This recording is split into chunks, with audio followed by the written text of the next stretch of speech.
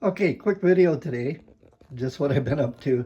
Um, this cabinet has been a pain in the butt for putting pots and pans in, and so to make it a little easier, my wife came up with the idea of putting slides in there, and she went and got the slides. The bottom um, was the one we put in, of course, first, and you can see they moved just real nicely in there.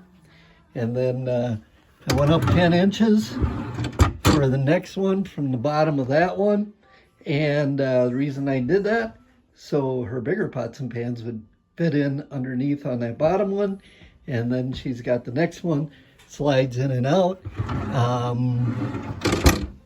With the bottom one, the first thing was to get my spacers in so the drawers would be able to slide all the way out. And so we got those cut, put at the right height, and then we put the rollers on there.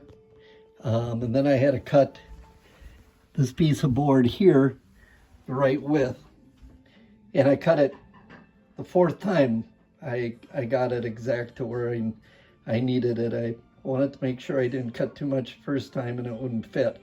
You know, it would just fall off the glides there. So yeah, pretty cool project, just a DIY project.